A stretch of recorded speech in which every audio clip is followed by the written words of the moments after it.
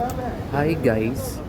So today I'm going to somewhere in the bank. I'm going to withdraw some money, but actually I don't have a lot of money. But I have money to withdraw because I have to pay some bills here in Dubai. So many bills, so you need to pay everything here. So lahat ng mga anuhin mo, mga kilos mo magastos. So kailangan talaga magtipid at marami kang babayarin, like for example magbabayad ka pa sa rent ng bahay and everything, sa foods mo. So you have to be tipid always. So I'm going there in the ATM machine, saka magbabayad ako sa bahay. So tingnan natin guys, gala-gala muna tayo sa street kung anong nandito sa daan. So ipapakita ko sa inyo. Walking distance lang naman from our home, then going to the ATM.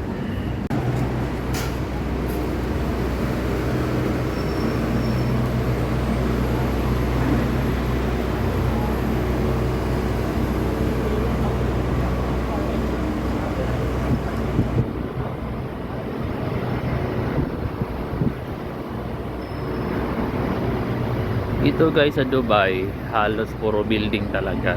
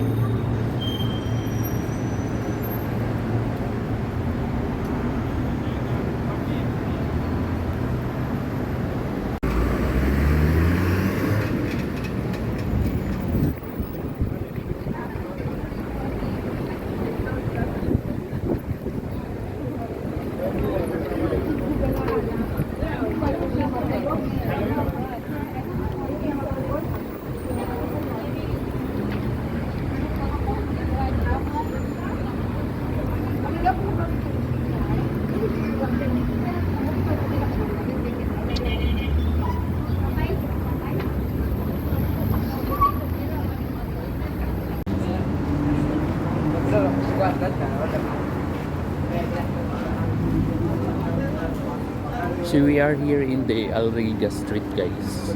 So I'm going to the ATM machine. It's nearly about 5 to 10 minutes lang walking distance from our home.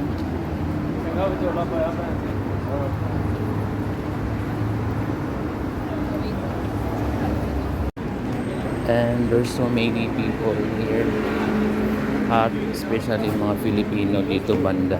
Daming mga Filipino dito.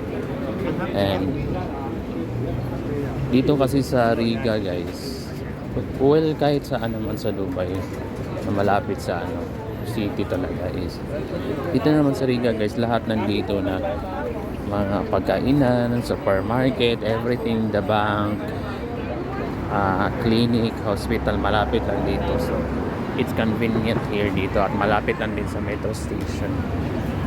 Metro station, ito yung train. So kung saan, kung magbabiyahe ka sa ibang lugar, ibang kalapit, kumbaga sa atin barangay or municipality, magti-train ka. That is, aside from train, there are also naman, like the bus or taxi. Yung mahal naman kasi yung taxi. Yung bus kasi is siya, limited siya. I mean, limited yung kung saan siya papuntang ruta. While sa train kasi, diretso-diretso lang as long as alam mo yung ano, pupuntahan mo. So, hindi ka na ma-hassle sa train. Kaya, mostly, yan ang ano dito, convenient na transportation. Kung saan man sila pupunta.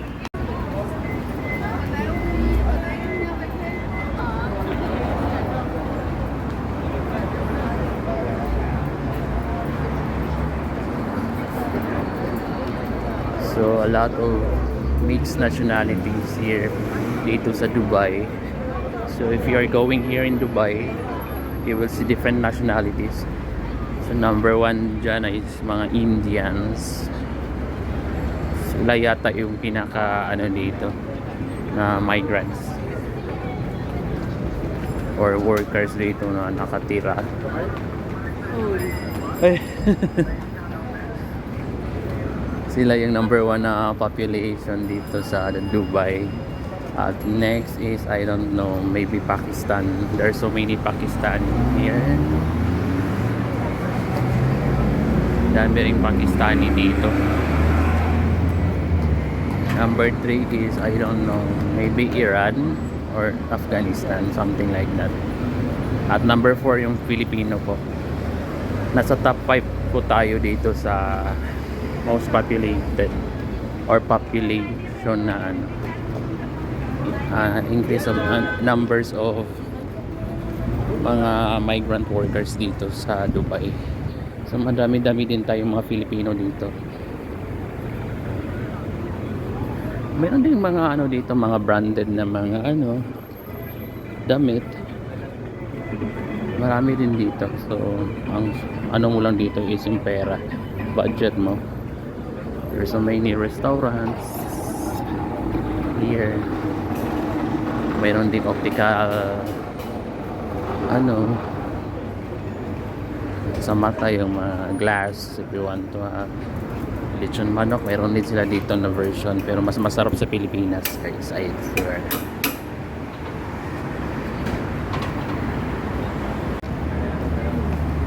So malapit na ako guys sa ATM machine station kung saan ako magwi-withdraw. Ito kasi guys, yung ano ko sa ATM is yung bank na nare-receive ko sa salary. So dyan ako po nagwi-withdraw kasi at least walang bayad kung mag-withdraw. Kasi pag sa ibang bangko kasi may ano siya, charge. Diba as usual may charge naman talaga kahit saan man sa mundo, kahit dyan sa Pilipinas, kung hindi siya affiliated or hindi siya ano bangko mo kung saan na-receive yung salary, which is mag-withdraw ka sa ibang bank or ano, di ba, may charge. I'm here in the ATM, so I'm going to cut na here because bawal talaga mag-video sa loob. So I'm here na, pupunta na ako dyan sa loob. Yes guys, so I'm done with transaction. So nag-withdraw na ako na money for everything. So I'm going home now.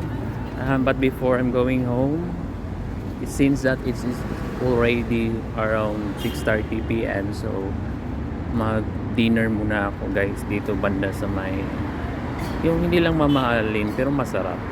Kahit ano lang, just treat yourself for a while, no? Kasi minsan sa puno ng trabaho, sa isip mo trabaho and everything. So kailangan mo rin i-treat yung sarili mo. Treat yourself guys, paminsan-minsan. Have a rest for a while and then yeah, just enjoy. So later guys, mamimili tayo kung saan dito tayo kung saan tayo mag-take ng dinner. Okay, so see you.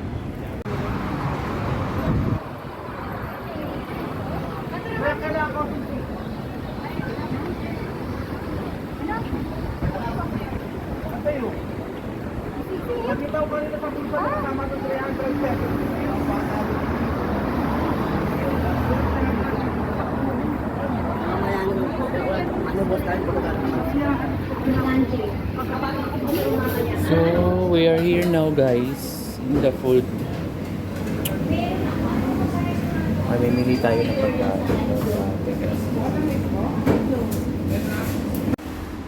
So guys, here is our food for dinner. It's a one chicken and then the vegetable. So this is a combo rice. With rice na siya. So it's 14 dirham. So 14 dirham siya guys. Serve. So 14 times 15 in the Philippines.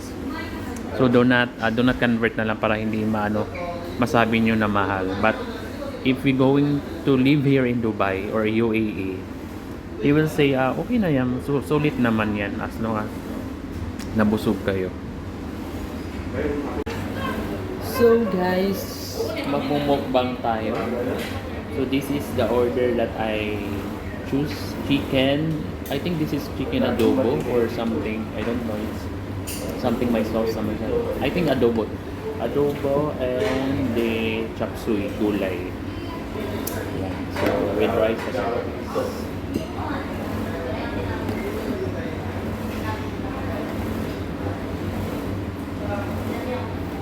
So, hintayin natin, may in-order akong drinks na something strawberry, lemon, something like that. So, we need to hintay ko.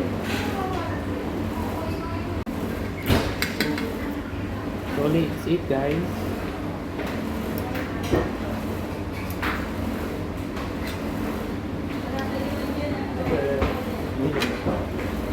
Thank you. Thank you po. This is the strawberry that we ordered guys.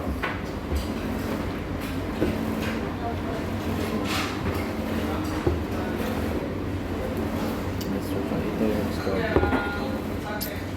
This is 7 dirham.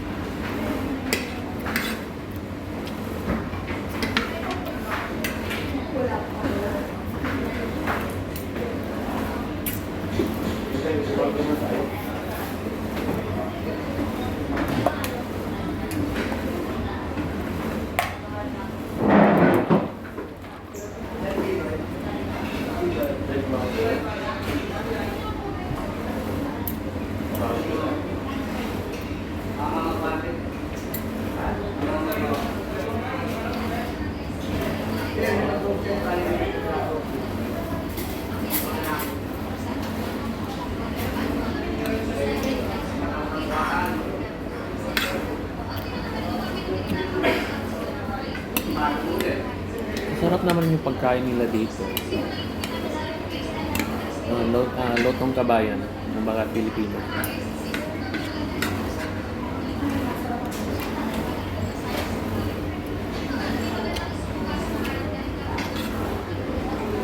Actually, mga pagkain Pinoy yung inano nila doon.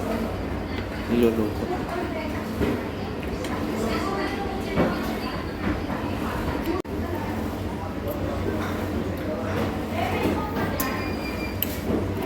I'm almost done na.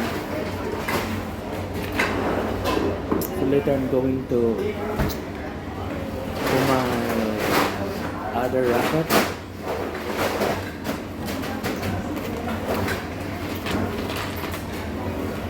Other racket in the night.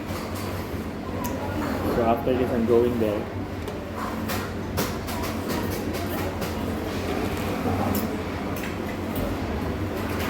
This is good for this combo, right?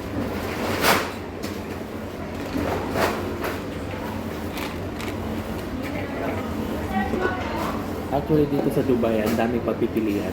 Depende na lang sa budget mo. And how will you manage your financial? Basta discarte din yan. So, hanggang dito lang muna guys, and don't forget to subscribe my YouTube channel and follow also my other social media. Bye!